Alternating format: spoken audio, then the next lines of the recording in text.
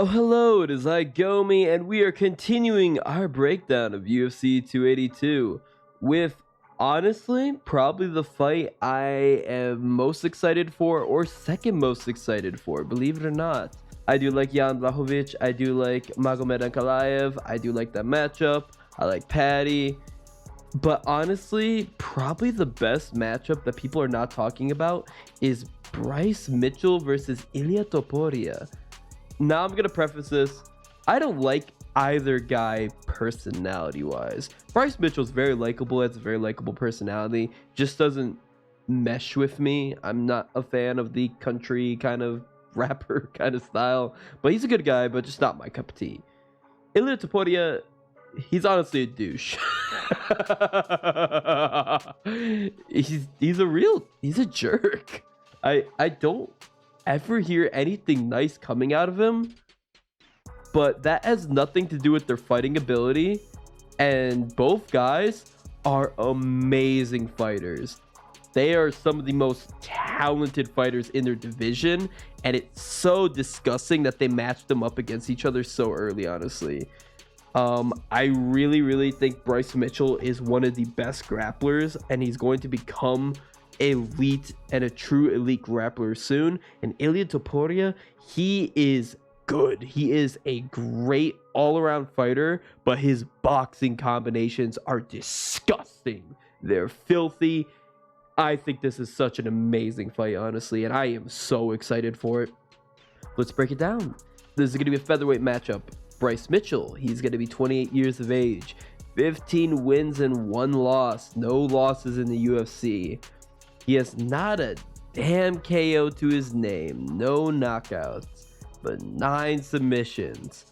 He is heavy grappler, not a lot of hands. He's 5'10 in terms of height, southpaw stance, 70-inch reach advantage, but only by an inch, a 3.40 takedown average, a significant strike accuracy of 75.69%. Extremely good, but that's because most of his strikes are ground strikes, where his opponent cannot dodge. And he's going to be a plus 125 underdog. I am shocked and astonished that people put him as the underdog, to be honest with you. I thought people would be really high in Bryce Mitchell, but I guess they're higher in Ilia. He has significant wins over Edson Barboza, which is a very good win. Yes, featherweight Barboza, but featherweight Barboza is good. That's a good win. And then he has Charles Rosa and Andre Fili. Ilia Topuria, he's going to be 25 years of age. Man, he's young. Oh my god.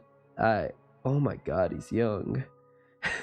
He has a record of 12 wins, not a damn loss on his career. He has 4 knockouts, 7 submissions. That's insane. He only has 1 decision, which was his UFC debut against Zalal. That's really good. I need to stress that. That's a finisher right there.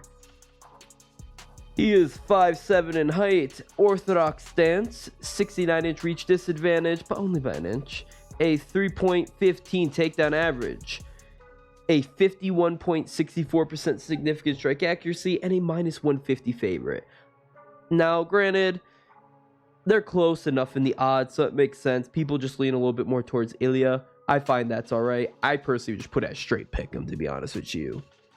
He has significant wins over Jai Herbert, Ryan Hall, and Damon Jackson. So both are a little bit newer in the UFC realm. They don't have a ton of big names on the record. They only just recently got into the top 15 of the UFC featherweight division. But make no mistake, both guys, they could hang. I feel they could honestly hang with the elite. Let's look at Bryce Mitchell.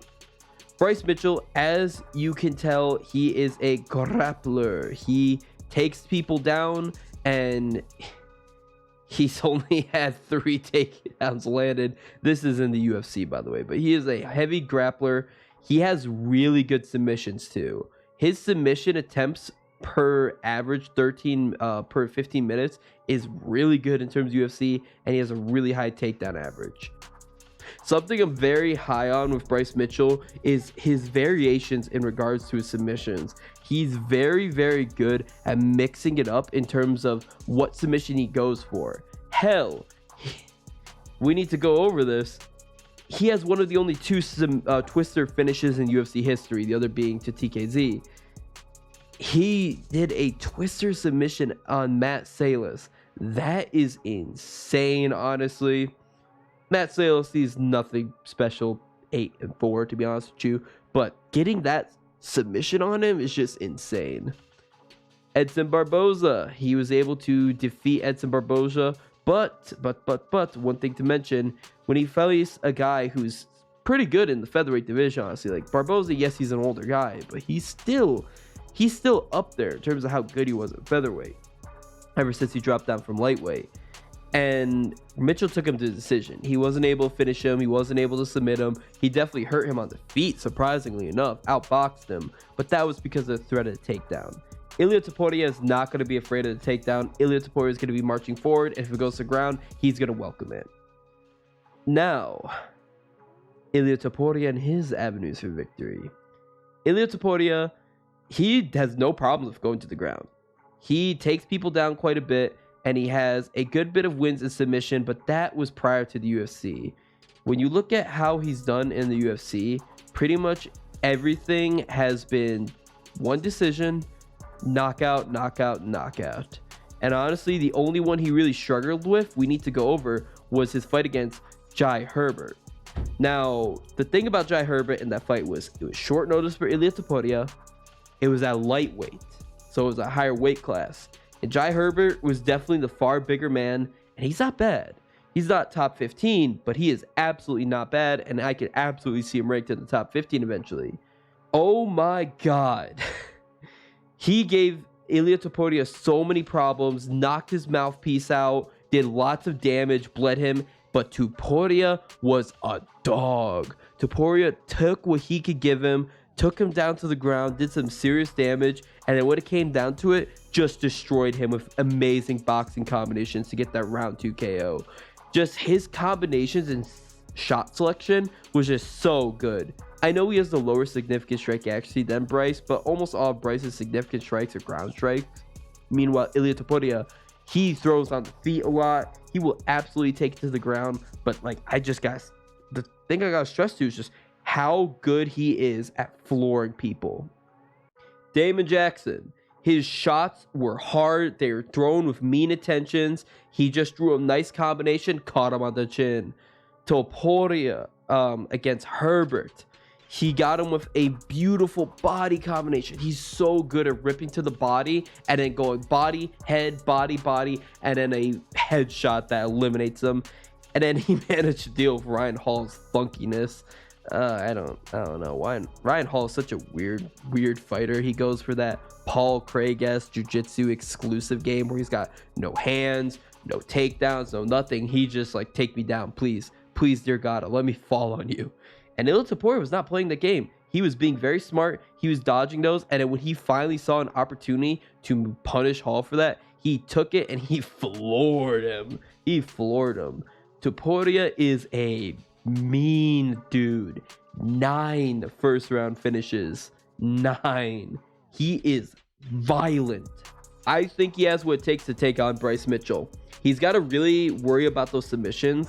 The only time we've really seen him in trouble in his career, honestly, is against a much bigger guy who honestly hit way harder, and he took serious damage. We've never seen him in true trouble in a grappling test. His biggest grappler he fought was Ryan Hall, but as we know with Ryan Hall, like I stated, Ryan Hall is not a guy who goes for takedowns. 1 takedown landed out of 11 attempts, yet he's this insane jiu-jitsu guy with all these submissions. No. Wait, 18 wins by decision. What? UFC? What?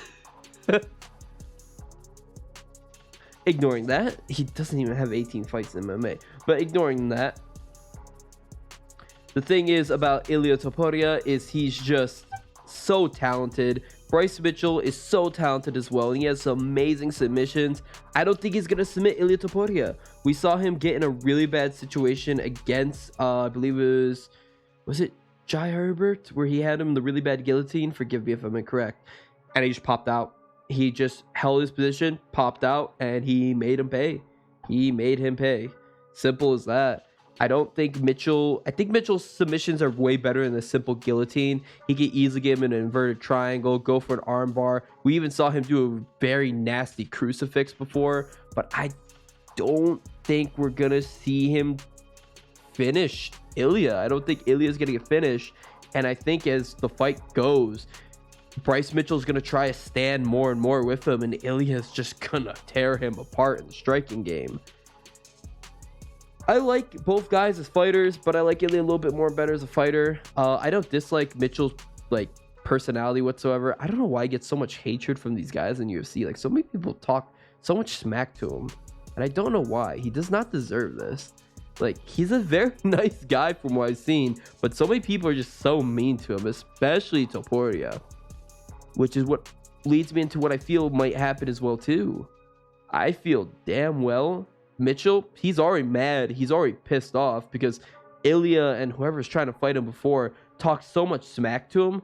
I could honestly see him go out there and just fight insanely pissed off. I could see him go out there and just start swinging and banging and really want to take his head off. But if he tries to stand and bang with a guy like Ilia Topuria, he's going to get knocked out. All I gotta say is, man, this is an exciting fight. I am super hyped for it. Let me know in the comment section who you have. I myself am going to be leaning towards Ilia Topuria with a second round TKO. But Bryce Mitchell absolutely has a chance. He has a chance. It's a pick'em. Like I said, I feel this fight is absolutely a pick'em. If you're going to lean towards Bryce Mitchell, decision. I don't see him beating Topuria by finish. Well, this has been Gomi. Let me know what you think in the comment section below. Bye-bye.